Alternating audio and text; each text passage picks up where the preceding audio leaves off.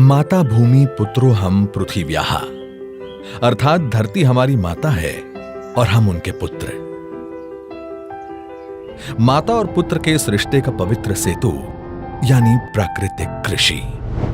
प्राकृतिक कृषि प्रक्रिया में धरती का अमृत, जीवामृत। आइए हम जानते हैं कि जीवामृत का निर्माण कैसे होता है। प्रयोगों से पता चला है कि 10 किलोग्राम गोबर के साथ गौमूत्र, गुड़ एवं 2 दले चीजों का आटा या बेसन आदि मिलाकर यदि उसका प्रयोग किया जाए तो चमत्कारिक परिणाम मिलते हैं, जिसका नाम रखा गया जीवामृत। जीवामृत निर्माण के लिए जरूरी सामग्री देखते हैं। 10 किलोग्राम देसी गाय का गोबर, 8 से 10 लीटर देसी गाय का मूत्र, 1.5 से 2 किलोग्राम गुड़, 1.5 से 2 किलोग्राम बेसन, 180 लीटर पानी, मुट्ठी भर पेड़ के नीचे की मिट्टी। आसानी से उपलब्ध इन सामग्री से जीवामृत बनाने की विधि भी इतनी सरल है कि कोई भी किसान इसे अपने आप बना सकता है। इन सामग्री में से गुड़, बेसन एवं गोबर को पानी या तो गौमूत्र का उपयोग करके ठीक से मसलकर लिक्विड जैसा बना लें। अब इन सामग्रियों को एक ड्रम में डालकर उसे लकड़ी के एक डंडे से घोलना है। ठीक से घोलने के बाद जीवामृत बनने के लिए 2 से 3 दिन तक छाया में रख देना है। प्रतिदिन सुबह और शाम घड़ी की सुई की दिशा में लकड़ी के डंडे से 2 मिनट तक इसे घोलना है और जीवामृत को बोरे से ढक देना है। यह जीवामृत जब सिंचाई के साथ खेत में डाला जाता है तो भूमि में जीवाणुओं की संख्या अविश्वसनीय बढ़ जाती है और भूमि के रासायनिक व जैविक गुणों में वृद्धि होती है। जीवामृत को महीने में 2 बार या 1 बार उपलब्धता के अनुसार 200 लीटर प्रति एकड़ के हिसाब से सिंचाई के पानी के साथ दीजिए।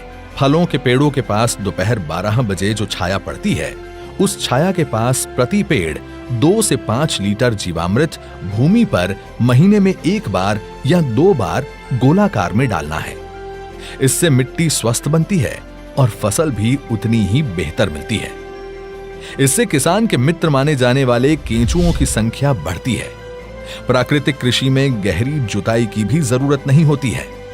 इतना ही नहीं, प्राकृतिक कृषि भूमिगत जल को भी बढ़ाती है। इस प्रक्रिया से मुख्य फसलों के साथ सहयोगी फसलों को भी उगाया जा सकता है। घन जीवामृत जीवामृत का ही सूखा हुआ स्वरूप है, जिसे फसल बोने से पहले जमीन में मिलाया जाता है।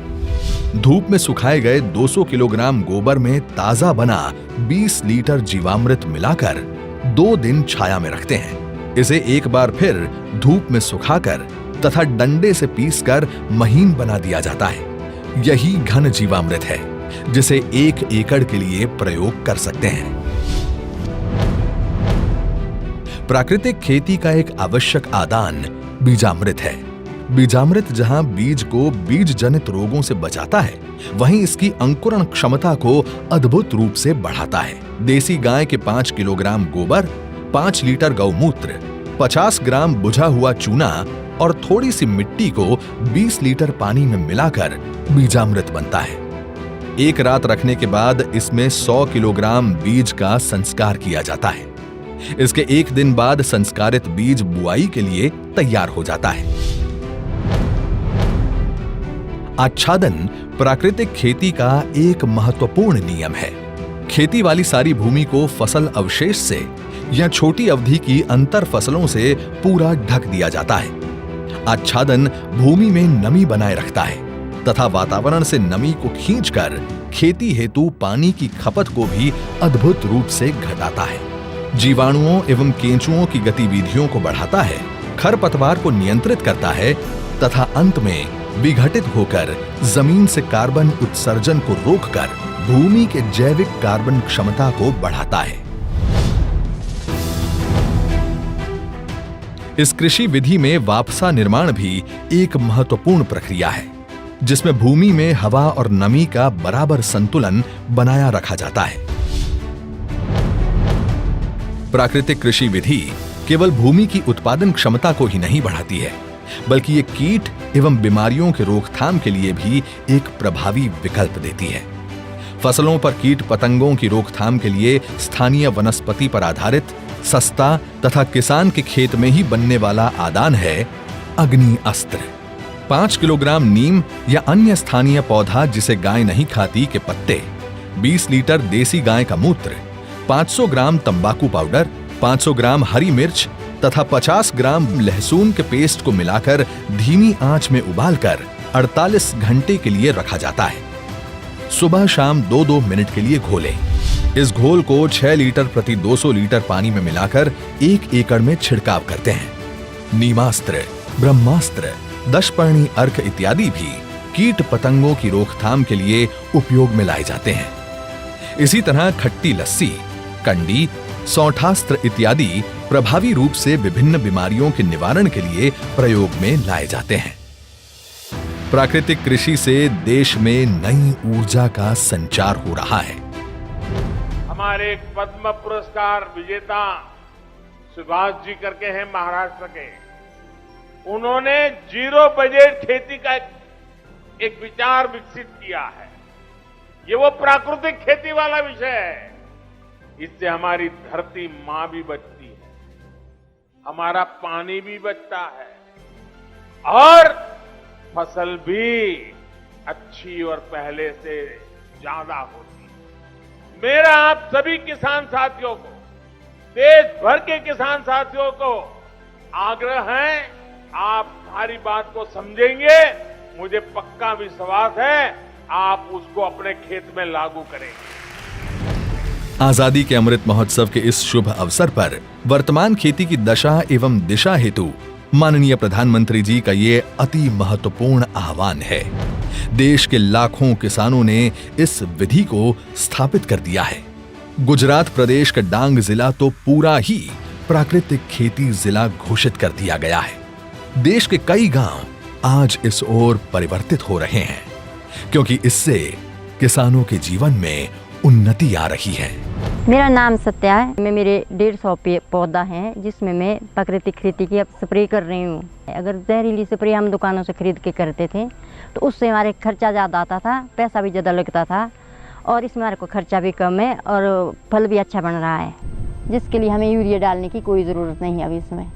पहले सर अगर 5000 का खर्चा हमारा आता था स्प्रे का, तो अभी हमारा 500 का भी शायद खर्चा नहीं आया है। इसलिए मैंने अपने बगीचे से शुरू करा है, पर इस साल मैं सबको बता रही हूँ कि आगे के लिए आप ही जो मैंने किया है अपने बगीचे में, आप ये स्प्रे करके देखो। दिल खुश हो जाता है सर, जब अपनी फसल इस तरह से अच्छे से आए तो दिल भी खुश हो जाता है सर। जब से प्राकृतिक खेती करनी शुरू करी है तब से सबसे पहले तो हमारी जो भूमि उसमें एकदम मुलायम हो गई भूमि। कुलथ है, माश है, दालों में राजमा है, और सर्दियों में मैंने मसूर और जौ बिजाई करी थी, गेहूँ और चना भी बिजाई करा था सर्दी में। मिलेट्स हमारे पास कोदा और कावनी है। हाँ जी, एक अपने पास कुट्टू के आटे वाला है, स्थानीय भाषा में ओगड़ा बोलते हैं। एंटीऑक्सीडेंट सबसे ज़्यादा इसमें है। ये धान हमारे पास 2 वैरायटी का है, ये लाल वाला चावल है और ये आगे वाला जो है सफ़ेद चावल है। इसकी खासियत ये है कि ये बिना सिंचाई की होता है। ये सर जी, मेरा नाम फूल कुमार, गांव बहनी मातो, तहसील महम, जिला रोहतक। मैं प्राकृतिक खेती करता हूं। अभी हमने जब से ये प्राकृतिक खेती करी है तो इसमें हम आपको दिखाएंगे। इस खेत में हमने पंचक्षेत्रीय बाग लगाया है। इसमें सेब, किन्नू, आड़ू, आलू बुखारा, अंजीर, और ये बेड पे पूरे में हल्दी है और हल्दी के नीचे चना है।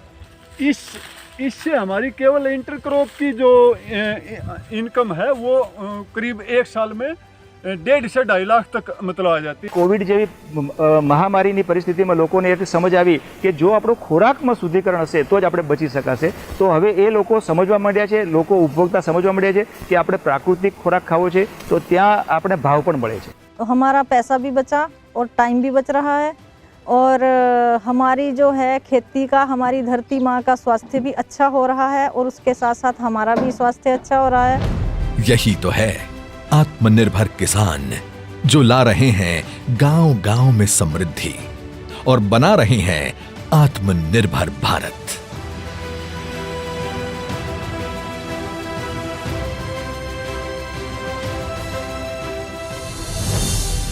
प्राकृतिक कृषि आत्मनिर्भर भारत के आत्मनिर्भर किसान की खुशी।